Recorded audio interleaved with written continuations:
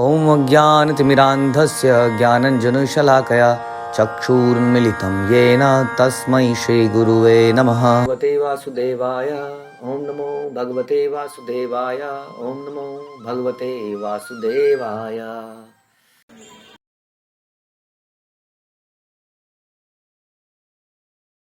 अथो विहाय इमं ममोम लोकम विमर्शितौ हेतया पुरस्तात् कृष्ण अंघ्रि सेवाम अधिमन्यमान उपाविशत प्रायम अमर्त्य नद्याम। तो आपको याद होगा कि श्रृंगी ने श्राप दे दिया है, श्रृंगी घर में आया है, उसके पिताजी बड़े परेशान है कि क्यों किया इस लड़के ने ऐसा, अब कुछ हो नहीं सकता है। वो भगवान से प्रार्थना करते हैं कि क्या इसको क्षमा करो, अब तो हो गया जो होना था। इधर महाराजा परीक्षित को ये सूचना मिलती है कि ऐसा श्राप उन्हें मिल गया है, तो वो क्या रिएक्ट करते हैं? वो रिएक्ट करते हैं कि इसको थोड़ी छोड़ूंगा मैं। हाँ, आप देखते हैं ना रामायण में ठिशू ठिशू टू टू टू टू टू ऐसे करके, हाँ, दोनों बाण आ रहे हैं और फिर खत्म हो रहे हैं। तो ऐसा कुछ हुआ नहीं यहाँ पर। महाराज परीक्षित ने क्या किया? महाराज परीक्षित आत्म साक्षात्कार की अन्य समस्त विधियों को छोड़कर अपने मन को कृष्ण भावनामृत में एकाग्र करने के लिए गंगा नदी के तट पर दृढ़ता से बैठ गए, क्योंकि कृष्ण की दिव्य प्रेममयी सेवा सर्वोच्च उपलब्धि है और अन्य समस्त विधियों को मात करने वाली है। तो हमें कभी कोई तिरस्कृत कर दे, दंडित कर दे, हमें लगे कि हमारी गलती नहीं है, तो हमें क्या करना चाहिए? हमें बैठ जाना चाहिए। बैठ के क्या करना चाहिए? बैठ के जप करना चाहिए, श्रवण करना चाहिए, पठन करना चाहिए। यही तरीका है परीक्षित महाराज ने करके दिखाया। परीक्षित महाराज बैठ गए और कृष्ण भावनामृत में उन्होंने अपना ध्यान को एकाग्र किया, क्योंकि कृष्ण की दिव्य प्रेममयी सेवा सर्वोच्च उपलब्धि है। राइट? आपके जीवन में माना एक अजम्पशन लेते हैं, आपके जीवन में आज आपको पता चला अचानक से कि 10 करोड़ की नौकरी वो निकली, लॉटरी निकली है। तभी आपको, आप जा रहे थे, आपसे किसी ने कुछ बदतमीजी कर दी, हाँ, आप ज्यादा परेशान नहीं होंगे उसके लिए। क्यों? क्योंकि थोड़ी देर में आपके दिमाग में वो विचार आएगा 10 करोड़ तो है, तो वो विचार दब जाएगा। तो इसलिए जब हमें ये रियलाइज होता है कि हमें जो मिल रहा है वो अनमोल है, बहुमूल्य है, तो हम छोटी छोटी चीजों के लिए बकरियों की तरह सारणी भिड़ाते हैं। देखिए अपनी बकरियां, भेड़े, हाँ, बिल्कुल ऐसा कर देंगे कि जैसे जमीन हथिया ली उसने, एक दूसरे की प्लॉट हथिया लिया हो, इतने जबरदस्त तरीके से लड़ेंगे और कोई कारण ही नहीं है लड़ने का उनका, वास्तव में देखा जाए तो। ऐसा हमारे जीवन में ही लड़ाई झगड़ा ये सब क्यों होता है? क्योंकि वो परम सुख नहीं मिल रहा है, या उसकी अनुभूति नहीं हो रही है, या उसकी रियलाइजेशन ही नहीं है कि ऐसा भी कुछ है। तो हम लोग पता नहीं किन किन मैटर्स में झगड़ रहे हैं, फंसे हैं। यहाँ पर ये बताया दिव्य प्रेममयी सेवा सर्वोच्च उपलब्धि है। क्या सर्वोच्च उपलब्धि है? दिव्य प्रेममयी सेवा। अगर ये हमें मिल जाती है तो ये सर्वोच्च उपलब्धि है और अन्य समस्त विधियों को मात करने वाली है। और जिसको ये मिल जाती है वो व्यक्ति फिर किसी वस्तु से दुखी नहीं होता। यहाँ तक कि ऐसा व्यक्ति जिसको ये पता चल गया है कि वो मरने वाला है केवल 7 दिन में, वो भी परम सुखी होके ऐसे बैठा है जैसे हम लोग भी बैठे हैं तो बार बार टाइम देख रहे हैं, कितना टाइम हो गया, बड़ी देर से बैठे हैं, ये हो गया, अभी इतना चलने का समय है ना। लेकिन वो तो, उनका तो टाइम कितना हो गया सोचते हैं अब आज की शाम हो गई। अब केवल जीवन में कितनी शामें बची हैं? 6। सोचो उनके जीवन में समय कैसे बीत रहा होगा। हाँ, हमारे लिए समय इतना लगता है कि हाँ अंधेरा हो रहा है, अब चलते हैं, बहुत समय हो गया है। उनके लिए कैसा बीत रहा होगा कि बस मृत्यु आने वाली है, लेकिन वो व्यक्ति भी बड़े आराम से बैठा है। या वे लसत श्री तुलसी विमृश कृष्ण अंग्री रेणु अभ्य धिक अम्बुनेत्री पुनाति लोकान अभयत्र स ईशान का तामना सेविते मरिष्यमाण। यह नदी गंगा, जिसके किनारे पर राजा बैठे थे उपवास करके, अत्यंत शुभ जल धारण करती है, जिसमें भगवान के चरण कमलों की धूल तथा तुलसी दल मिश्रित रहते हैं।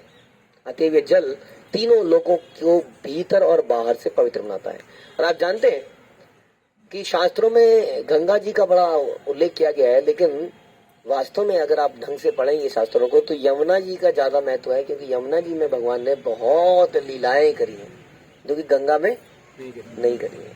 गंगा में भगवान ने नवदीप में आके बाद में करी काफी, चैतन्य महाप्रभु बन के, उसके पहले सारी लीलाएं यमुना में हुई।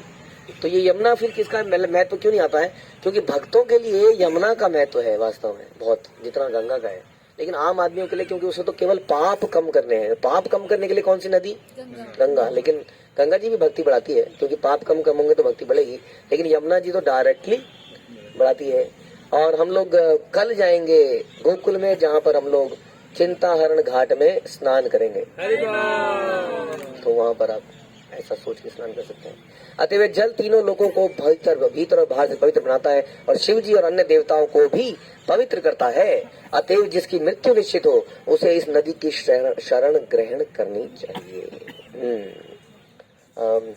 भक्ति विनोद ठाकुर भी बोलते हैं अपने गीत में कि भक्त किस किस चीजों से एक्साइटेड होता है? तुलसी देख के, भक्तों को देखकर, और एक मेंशन है गंगा जी को देख के। गंगा जी को देख के भक्त के अंदर एक्साइटमेंट आती है, भक्ति से रिलेटेड किसी भी चीज को देखकर। तो उसका महत्व तो हम वहां भी सुनते हैं और कई सारे ग्रंथों में सुनते हैं। हाँ, ओके। तो यहाँ बता रहे हैं कि महाराज परीक्षित अपनी राजधानी हस्तिनापुर में वास करते थे, जो वर्तमान दिल्ली के निकट है, और यमुना नदी इसके पास से होकर बहती है। स्वाभाविक है कि राजा यमुना नदी के तट पर शरण करेंगे, क्योंकि यह नदी उनके महल से द्वार से होकर निकलती है। और जहां तक पवित्रता की बात है, यमुना नदी गंगा की अपेक्षा भगवान कृष्ण से अधिक प्रत्यक्ष रूप से संबंधित है। ये प्रभुपाद ने बोला सेम चीज, यमुना नदी ज्यादा, भगवान ने इस जगत में अपनी दिव्य लीलाओं को प्रारंभ से ही यमुना नदी को पवित्र बनाया करके इस नदी में। जब उनके पिता, और यमुना हम जानते हैं Kalindi is one of the wife of Krishna, जब उनके पिता वसुदेव बालक कृष्ण को लेकर यमुना पार करके गोकुल जा रहे थे, तो यमुना नदी में भगवान इस नदी में गिर पड़े और भगवान के चरण कमलों की धूलि का स्पर्श पाके वह तुरंत पवित्र हो गई। ऐसा हम सुनते हैं कि नहीं, कि जब लेके जा रहे थे तो यमुना जी में उफान आ रहा था। क्यों आ रहा था? ताकि वो भगवान के चरणों को टच कर पाए। तो यमुना जी उछल रही थी, उनकी लहरें उछल रही थी ऊपर को, और जैसे जैसे वासुदेव चल रहे थे वैसे वैसे रास्ता दिए जा रहे थे। ये बता रहे हैं यहाँ पे यमुना का भी उतना ही महत्व है। यहाँ पर विशेष उल्लेख है कि महाराज परीक्षित ने उस विशेष नदी की शरण ग्रहण करी जो सुंदर ढंग से बह रही थी और तुलसी दल से मिश्रित भगवान के चरण कमलों की धूली लिए जा रही थी। भगवान कृष्ण के चरण कमलों पर सदैव तुलसी दल चढ़ते रहते हैं, अगर जो ही उनके चरण कमल गंगा या यमुना को स्पर्श करते हैं तो नदी पवित्र हो जाती है। लेकिन भगवान ने गंगा की अपेक्षा यमुना का अधिक स्पर्श किया। वराह पुराण के अनुसार, जैसा कि श्री जीव गोस्वामी ने उद्धृत किया है, गंगा तथा यमुना नदियों में कोई अंतर नहीं है, किंतु जब गंगा का जल 100 गुना पवित्र हो जाता है तो वह यमुना कहलाता है। और हम लोग यमुना को कुछ मानते ही नहीं है। क्यों नहीं मानते हैं? क्योंकि कर्म कांड में सारे पंडित जी ने, सबने क्या बताया? गंगा जल छिड़का कि नहीं, गंगा जल छिड़का कि नहीं। क्योंकि हमें कभी भक्ति से लेना देना रहा ही नहीं हमारे जीवन में। हमने हमेशा से कर्म कांड ही करे हैं।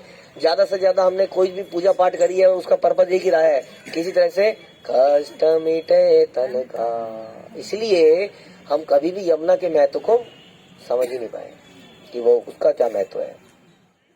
तो प्रेम देना, भक्ति देना, यमुना जी तो स्वयं ही भगवान की पत्नी है, उनको प्रेम ही देती हैं।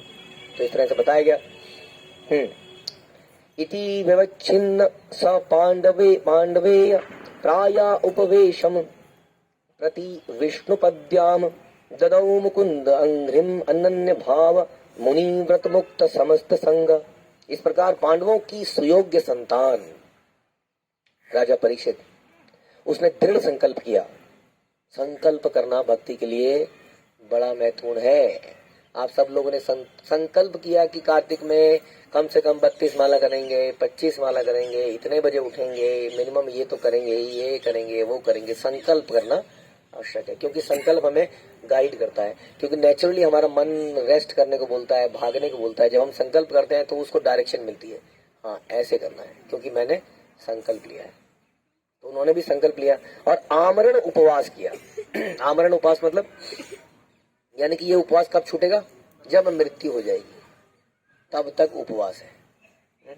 ऐसा नहीं है कि मैंने आमरण उपवास किया, मेरा नाम बड़ा फैल गया, फिर कोई बहुत बड़ा पॉलिटिशियन आया, इंडिया का प्राइम मिनिस्टर आया कि छोड़ दो, बंद कर दो, बहुत हो गया। तो उन्होंने कहा चलो जी आप कहते हैं तो बंद कर लेते हैं, क्योंकि उद्देश्य भगवान की प्रसन्नता थी। आमरण उपवास करके भगवान कृष्ण के चरण कमलों में अपने आप को समर्पित करने के लिए वो गंगा नदी के तट पर बैठ गए, क्योंकि एकमात्र कृष्ण ही मुक्ति दिलाने में समर्थ हैं। इस प्रकार उन्होंने अपने आप को समस्त संगतियों तथा आसक्तियों से मुक्त करके मुनि का व्रत स्वीकार किया। क्या मतलब मुनि का व्रत स्वीकार किया? लेकिन हम देखते हैं कि सुखदेव गोस्वामी से राजा परीक्षित बार बार बोलते हैं, इतना बोलते हैं। अच्छा इसका आंसर बताओ, अच्छा इसका आंसर बताओ, अच्छा ये बताओ, ये बीच में आपने कैसे मिस कर दिया, ये बताओ, है कि नहीं? इतना बोलते हैं। तो मुनि का अर्थ रूपाद हमें बताते हैं कि मौन धारण करने वाले को मुनि नहीं कहते हैं। वास्तव में जो इंद्रिय तृप्ति की कोई बात ही ना बोले अपने मुंह से, वही वास्तविक मुनि है। जिसके मुंह से कृष्ण कृष्ण कृष्ण ही निकले, वही मुनि है। इस प्रकार से अगले 7 दिन उनके मुंह से कुछ और निकला ही नहीं। No management. और आप जानते हैं हम लोग तो अपने घरों को ही तो मैनेज कर रहे हैं, फिर भी हमारे पास कितनी चर्चाएं करने को। 2-4 बच्चे होंगे, 2-4 तो है ही नहीं आजकल, और उन्हीं की मैनेजमेंट इतनी बड़ी मैनेजमेंट है, फिर भी हमारे मुंह से कितना कुछ निकलता रहता है। और इनके ऊपर इतना बड़ा राज्य था, आप सोच सकते हैं, फिर भी इनके मुंह से कुछ और निकला ही नहीं। और जबकि इनके पास केवल 7 दिन बचे थे रैप अप करने के लिए। तो महाराजा परीक्षित ने मुकुंद और मुक्तिदाता भगवान कृष्ण के चरण कमलों का ध्यान करने का निश्चय किया। महाराजा परीक्षित ने अपने आप को सभी प्रकार की भौतिक संगति से अलग कर दिया। समस्त प्रकार की भौतिक संगति से मुक्त होने का क्या अर्थ है कि कोई पाप न करना। भगवान के चरण कमलों का ध्यान करने का अर्थ है समस्त पूर्व पापों के प्रभाव से मुक्त होना। भौतिक जगत में ऐसी परिस्थितियां बन जाती हैं जब मनुष्य से जाने अनजाने पाप हो ही जाता है। इसका सर्वश्रेष्ठ एग्जाम्पल है महाराजा परीक्षित, जिन्हें मुनि के गले पर सांप डाल दिया और उन्हें श्राप मिला। यानी कि संसार में रहना बड़ा डेंजरस है। अगर कोई व्यक्ति कहता है मेरे से कोई पाप नहीं हुआ, तो वो झूठ बोल रहा है, क्योंकि आने अनजाने में पाप हमसे होता ही होता है। प्रायेण तत्र उपजग्मु भुवनम पुनाना महा अनुभावा मुनया सशिष्य प्रायेण अभिगम उपदेशे स्वयं ही तीर्थानि पुनन्ति संतः। उस अवसर पर बड़े बड़े, अब देखिए क्या होता है। अब परीक्षित महाराज कहाँ बैठ गए? गंगा जी के तट पर बैठ गए। कुछ नहीं बोलेंगे कृष्ण के अलावा, सब बंद कर लिया है सारे द्वार। अब वहां पर बड़े बड़े लोग आने लगे, बड़े बड़े मेधावी विचारक अपने शिष्यों और संग एवं अपनी उपस्थिति के द्वारा तीर्थ स्थानों को निश्चय ही पवित्र करने वाले मुनिगण तीर्थ यात्रा के बहाने वहां पहुंचे। तीर्थ यात्रा के बहाने क्यों पहुंचे? क्या होने वाला है यहाँ पर? क्योंकि ये मुनिगण जान गए थे यहाँ पर एक ऐतिहासिक घटना घटने वाली है, यहाँ पर श्रीमद् भागवत सुनाई जाने वाली है, इसलिए आओ चले। रूम बुकिंग नहीं थी, टेंट बुकिंग भी नहीं थी यहाँ पर। हाँ, आपने सुना कभी भागवतम में कि भागवतम में बीच में शाम को बोला चलो जी ब्रेकफास्ट का टाइम है, महाप्रसाद है, ऐसा कुछ हमने तो नहीं सुना। इतने पूरी भागवत में कहीं नहीं सुना। कोई रूम्स की बोला कि चलो जी आप टेंट्स में जाइए, सो जाइए, सवेरे आ जाएंगे सब, ऐसा भी नहीं हुआ। नो रूम बुकिंग, नो जल सेवा, नो प्रसाद सेवा। हाँ, सब लोग वहां आके बैठ गए और बहाना मार के आए, चलो चलते हैं, चलो तीर्थ यात्रा में चलते हैं। अब मुनि तो क्या बताएं अपने शिष्यों को, शिष्य इतने पारंगत नहीं है, वो जबरदस्ती ले आए। जैसे कि हमारी यात्राओं में कई बार लोग बताए शेड्यूल तो बताओ, शेड्यूल तो बताओ, शेड्यूल तो बताओ। तो हम कहते हैं क्या शेड्यूल है? जहां जहां चलेंगे वहां चल लेना, यही शेड्यूल है। तो क्योंकि उसको नहीं पता है कि क्या क्या कब कब सोचा जाएगा, उनकी आध्यात्मिक उन्नति के लिए क्या क्या चीज सोची जाएंगी। ऐसा तो नहीं है ना कि मैं उन जगहों में जाऊंगा जहां मैं पहले नहीं गया हूँ, जहां मैं जा चुका हूँ वहां मैं नहीं जाऊंगा। तो वो तो व्यक्ति जानता ही नहीं है इसका मतलब पर्पस को। तो इसलिए मुनिगण अपने शिष्यों को ले आए, ज्यादा कुछ बताया नहीं, लेकिन उन्हें मालूम था कि यहाँ पर दिव्य ग्रंथ का उच्चारण होने वाला है। तो किसी तरह से बहाना लेके सारे लोग पिकनिक, स्पिरिचुअल पिकनिक पे, स्पिरिचुअल तीर्थ यात्रा पे आए और वहां पे आके बैठने लगे जहाँ पे राजा परीक्षित बैठे थे। महान महान संत अपने शिष्य गणों को लाकर वहां बैठ गए। वास्तव में वो इस घटना को, इस ग्रंथ को सुनने के लिए आए थे जो उन्हें मालूम था। तो इस तरह से वो आए। इस तरह तीर्थ स्थल अन्यों के पापों से बोझिल उठते हैं। जब तीर्थ स्थान में लोग नहाते हैं, अपने पाप देते हैं, तो तीर्थ स्थान क्या हो जाता है? बोझिल हो जाते हैं। लेकिन जब उसमें वैष्णव आ जाते हैं तब वो वैष्णव की पवित्रता से बाकियों को पवित्र करते हैं।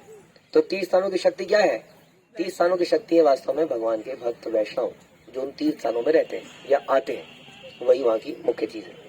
अतएव जो मुनि महाराज परीक्षित से भेंट करने आए, उन्हें सामान्य व्यक्तियों की भांति अपने को शुद्ध करने की परवाह नहीं थी। वास्तव में इसलिए नहीं आए थे वो तीर्थ स्थान में। वो किस लिए आए थे?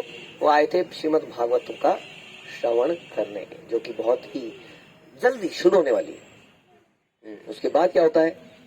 अब ब्रह्मांड के विभिन्न भागों से भी मुनि आने लगे, अलग अलग भागों से, जैसा पहले कभी नहीं देखा गया था ऐसा कि ब्रह्मांड के अलग अलग जगहों से वहां पे लोग आ जाएं। क्या बता रहे हैं कि कई सारे लोगों के नाम लिए जा रहे हैं यहाँ पर। अत्रि वशिष्ठ सच्वन श्रद्धा नरिष्ठेन भृगु रंगिराश्च पराशरो गाधि सुतो अथ राम उतथ इंद्र प्रमेत्व मावाहु मेधातिथि देवल आष्ठी श्रेष्ठो भारद्वाजो गौतम पिप्लाद मैत्रेयी और वह कवश कुंभ योनि द्वैपायनो भगवान नारद। ब्रह्मांड के विभिन्न भागों से अलग अलग लोग आए, उनके नाम इस प्रकार हैं। अत्रि, सुनिए कौन कौन आया है सुनने के लिए। अब इतने फेमस लोगों में सुखदेव गोस्वामी, इनके सामने बच्चे लगेंगे हमें एक्चुअली में, क्योंकि सुखदेव गोस्वामी ने किससे सीखा? व्यासदेव से। व्यासदेव किसके शिष्य है? नारद के। अब वहां नारद आके बैठ गए सामने, यानी कि उनके गुरु के गुरु वहां पे आके श्रवण करने के लिए बैठे हैं। अत्रि, च्यवन, शरद्वान, अरिष्ट नेमि, भृगु, वशिष्ठ, पराशर, विश्वामित्र, अंगीरा, परशुराम, स्वयं भगवान ही आ गए। तो उतथ्य, इंद्र, प्रमद, इद्मबाहु, मेधातिथि, देवल, आश्री, श्रेण, भारद्वाज, गौतम, पिप्लाद, मैत्रेय, और्व, कवश, कुंभ योनि, द्वैपायन यानी कि व्यासदेव और महापुरुष नारद वहां पर पहुंच गए हैं। सोचिए, कॉमन लोग नहीं बैठे हैं, श्रवण करने वाले बड़े महान लोग वहां पे बैठे हुए हैं। एक एक व्यक्ति के बारे में यहाँ पे प्रभुपाद बता रहे हैं कि भृगु मुनि को आप जानते ही हैं। भृगु मुनि बहुत बड़े भगवान के भक्त हैं। आपने याद होगा कि आपको एक बार उन्होंने भगवान का टेस्ट किया था, या टेस्ट किया था या दुनिया को टेस्ट करके दिखाया था कि देखिए भगवान तो एक ही है। आज शिव जी नहीं है, ब्रह्मा जी भी नहीं है, कैसे कृष्ण ही भगवान है जो उनकी छाती पे अपना लात मारते हैं तो कहते हैं ये ब्राह्मण, आपके ब्राह्मणों के पैर कैसे होते हैं? कोमल, क्षत्रिय थोड़ी है वो। कहते हैं मेरा वक्ष जो है कठोर है, तुम ब्राह्मण हो, मेरे पे मारोगे, जैसे पत्थर पे आप लोग पैर मारोगे तो लगेगी ना आपको। तो भगवान ने कहा मेरा जो वक्ष है पत्थर जैसा है, तुम्हारा पैर जो है कोमल है, तुम्हें लगी होगी जरूर। तो उसके पैर दबाने लगे। तो पूरी दुनिया को उन्होंने साबित किया, ये देखो दिस इज गॉड, एक ही है भगवान। तो वही है भृगु मुनि। पराशर मुनि जो है वशिष्ठ मुनि की पौत्र तथा व्यासदेव के पिता हैं। आप जानते हैं व्यासदेव के पिता पराशर हैं, और उन्होंने काफी अच्छी चीजें भी लिखी हैं। तो एक एक के बारे में यहाँ पे प्रभुपाद में बताते हैं कि ये लोग जो बैठे थे वास्तव में कोई साधारण व्यक्ति नहीं बैठे थे। बिल्कुल सुप्रीम भक्त बैठे हुए थे यहाँ पर। तो इन भक्तों के बीच में ये ग्रंथ पढ़ा जाता है, और इसको पढ़ने वाला भी पढ़ता है। जैसे इस्कॉन में आप देखेंगे, कई बार हमने देखा, हमने लाइव भी देखा। हम लोग मायापुर में जब गए थे तो मायापुर में लेक्चर हो रहा था। लेक्चर देने वाले लेक्चर दे रहे थे, सामने सन्यासी बैठे थे, और लेक्चर को एक गृहस्थ ले रहे थे व्हाइट वाले, और सामने सन्यासी डंडा लेके बैठे हैं, और प्रश्न उत्तर हो रहा है, और वो प्रश्न पूछ रहे हैं उनसे और वो आंसर दे रहे हैं। महाराज ये क्लियर हो गया महाराज क्योंकि बोला क्या जा रहा है, चर्चा वो अपने मन की चर्चा नहीं कर रहे हैं, वो चर्चा कर रहे हैं श्रील प्रभुपाद की ग्रंथों की, श्रीमद् भागवत की। तो इसलिए ऐसे मैच्योर लोगों की सभा में ही ये पॉसिबल है। नहीं तो क्या है, मेरा जूनियर बैठा है ऐसे थोड़ी, मैं सन्यासी, ये ग्रस्त था। तो जहाँ पे मैच्योरिटी आ जाती है भक्तों में, वहाँ इट डज नॉट मैटर कि कौन बोल रहा है, हम भगवान का श्रवण करने में अवतारू रहते हैं। जैसे कि आप लोग ब्रजमंडल परिक्रमा में गए थे, तो वहाँ कुछ भक्त बोल रहे थे, तो कई बार लगता है क्या बोल रहे हैं, समझ नहीं आ रहा है, कुछ तत्व बताओ, मजा नहीं आ रहा है लेकिन हमारे भक्त फिर भी वहाँ बैठ के सुन रहे थे। तो इस प्रकार से श्रवण जो है बड़ा महत्वपूर्ण है। ठीक है, हरे कृष्णा। ग्रंथराज श्रीमद् भागवतम की